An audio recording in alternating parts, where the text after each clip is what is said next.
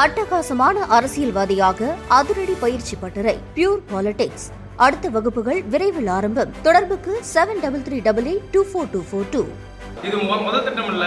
விடியல் பயணத்தோட திட்டத்தை மகளிர் பயணம் மாத்தினாங்க. காலை உணவு திட்டத்துக்கு பேரை மாத்தினாங்க. இப்படி தொடர்ச்சியா ஒவ்வொரு திட்டத்துக்கான பேர் மாத்திட்டே இருக்காங்க. எப்படி பாக்குறீங்க?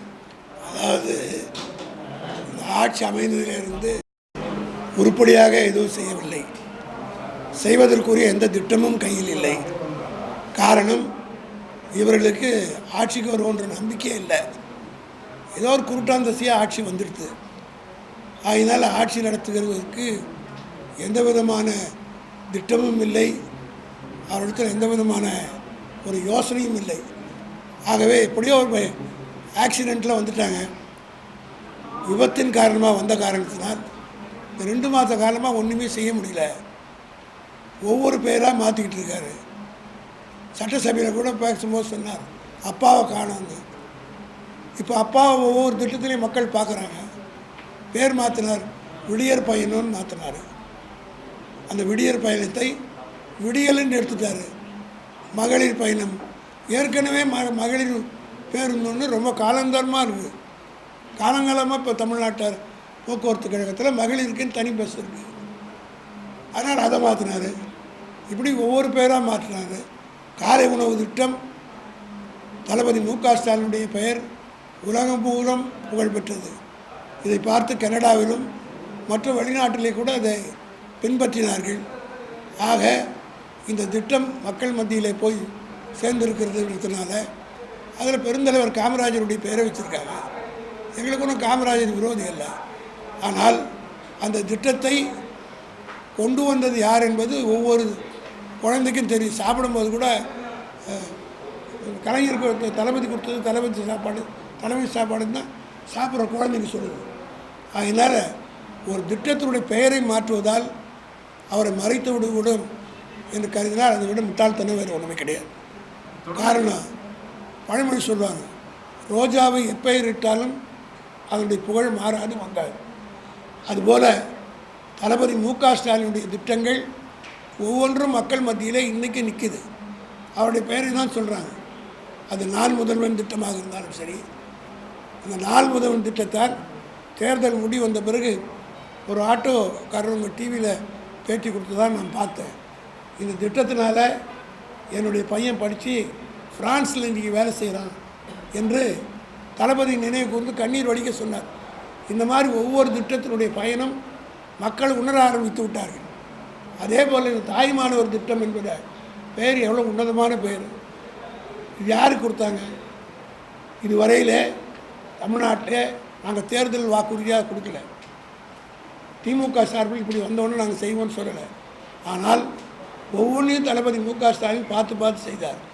அதே போல் 75 வயதுக்கு மேற்பட்ட மூதாதையர்கள் ரேஷன் பொருட்களை போய் கியூவில் நின்று கடையில் நின்று வாங்கக்கூடிய அளவுக்கு அவர்களால் முடியாது என்கிற காரணத்தினால் அந்த திட்டத்தை தாய்மானவர்களுடைய பெயர் சூட்டி வீடு தேடி முதியோர்களுக்கு ரேஷன் வழங்க திட்டத்தை கொடுத்தாங்க. முதல்ல 75 வயசுன்னு வச்சார். அப்புறம் 70ன்னு குறைத்து 65 வயது வரையில் குறைத்து அது இன்றைக்கு பல தாய்மார்கள், வயசானவங்க, யாருடைய குழந்தை குட்டி இல்லாதவங்க வெறும் ரேஷன் கார்டு மத்திய நம்பி இருக்கக்கூடியவர்களால் வீடு தேடி கதவு தட்டி கொடுத்தபோது எல்லோரும் மகிழ்ச்சியாக அதை ஏற்றுக்கொண்டார்கள். அதே போல் வறுமை கோட்டு கீழே இருக்கிற குழந்தைகளுக்கு ஊக்கப்படுத்துகிற திட்டம் தான் தாய்மானவர் திட்டம். இந்த தாய்மானவர் திட்டம் எப்படின்னா தாய் உள்ளத்தோடு செய்கிறவங்க. இது தாயோடு தந்தையோடு இருக்கிறவங்களுக்கு, மற்றவங்களுக்கு அது மாதிரி இருக்கிறவங்களுக்கு தான் தாய் பாசம் தெரிந்தவங்களுக்குலாம் அதனுடைய அருமை தெரியும். அதை தெரியாமல் இன்றைக்கு மாற்றிருக்கிறார்கள். ஆனால் தமிழ்நாட்டு மக்கள் இதெல்லாம் கூர்ந்து கவனித்து கொண்டிருக்கிறார்கள். எந்த பெயரை மாற்றினாலும் நீங்கள் மாற்ற மு.க. ஸ்டாலின் பேர் தான் சொல்லுவாங்க. இதை புரிந்து கொள்ளாமல் யாரோ அவருக்கு அறிவுரை சொல்கிறாங்களா, யார் சொல்கிறாங்கன்னு தெரியல. இதை கேட்டு செய்து கொண்டிருக்கிறார். நிச்சயமாக இதெல்லாம் அவருக்கு நெகட்டிவாக தான் ஆக போகுது. இது திட்டத்தை பேர் மாற்றம் மட்டும் இல்லாமல் முன்னாள் அமைச்சர்கள் மீது தொடர்ச்சியாக கைது பண்ணுறாங்க. இப்போ குறிப்பாக செந்தில் பாலாஜி மீது வழக்கு பதிவு செஞ்சுருக்காங்க. புதிதாக நீதிமன்றத்தில் ஒரு வழக்கு இருக்கக்கூடிய சூழலில் புதிதாக ஒரு டிவிஎஸ்சியில் ஒரு வழக்கு பதிவு பண்ணுறாங்க. அதாவது டிவிஎஸ்சி வழக்கு போடுறதை பற்றி நீங்கள் செந்தில் பாலாஜியை பொறுத்த முற்றிலும் அவர் திராவிட முன்னேற்ற கழகத்தில் மிக தீவிரமாக பணியாற்றி குறிப்பாக கொங்கு மண்டலத்தில் அவர் பொறுப்பேற்ற பிறகு பெரிய திமுகவுக்கு செல்வாக்கு தேடுது என்பது காரணத்தை காட்டி அவர் எப்படி பழி வாங்கணுன்ற நோக்கத்தோடு அவர் ஏற்கனவே 19 மாதம் சிறையிலேருந்து பழக்கப்பட்டு விட்டார். அதனால் இந்த மாதிரி வழக்கெல்லாம் போடுறதுனால யாரையும் அழித்து விட முடியாது, திமுக காரனை ஒழித்து விட முடியாது. எமர்ஜென்சி காலத்துலேருந்து நாங்கள் பார்க்காத கேஸ் காரணம் சிபிஐ பார்த்தோம், மற்ற வழக்குகள்லாம் பார்த்துருக்குறோம். ஆனால் எல்லா வழக்குகளையும் வெற்றி நான் ஒரே ஒரு கேள்வி கேட்குறேன். 2001 இரவோடு இரவாக கலைஞர் கைது செய்யப்பட்டார். அது பெரிய செய்தியாக போட்டாங்க, அது சந்தோஷப்பட்டாங்க. ஆனால் அதில் எஃப்ஐஆராக போட முடியுதா? எத்தனை வருஷம் ஆச்சு? இதுபோல் ஒரு பத்திரிகை செய்தி கொடுக்கலாம், ஒரு நாள் செய்தியாக வருமே தவிர முடிவு என்னவாக இருக்கும் என்பது எங்களை போன்றவருக்கு நன்றாக தெரியும். இந்த மாதிரி பொய் வழக்குகளை போடுற நேரத்தை விட்டுட்டு அதிலே தான் அரசாங்கம் கவனம் செலுத்திட்டு இருக்கு. அதனால்தான் எங்கே பார்த்தாலும் இன்றைக்கி கூட சென்னையில் இப்போ டிவியில் நான் பார்த்தேன் 6 கொலையாக இன்னைக்கு காலையில். காவல்துறையினருக்கு வேறு வேலை இல்லை, இதைத்தான் செய்து கொண்டிருக்கிறார்கள். ஆகவே இங்கே ஒரு அரசாங்கம் நடப்பதற்குரிய அடையாளமே இல்லை. மேகதாது இஷ்யூ, நேற்று இஷ்யூ, இப்படி பல இஷ்யூக்கள் இருக்கிறது. அதை பற்றி ஒரு வார்த்தை சொல்லலை. இதுவரையும் நான் கேட்குறேன், அவர் போகிறாருன்னு சொல்கிறாங்களே, எப்போ போகிறார், என்ன போகிறார், ஏதாவது அஃபிஷியலாக ஒரு அனௌன்ஸ்மெண்ட் வந்திருக்கா? ஆக ஒரு தெளிவில்லா சர்க்கார், ஒரு திறமையற்ற சர்க்காராக, எதுவுமே வெளிப்படைத்தன்மை இல்லாத ஒரு சர்க்காராக.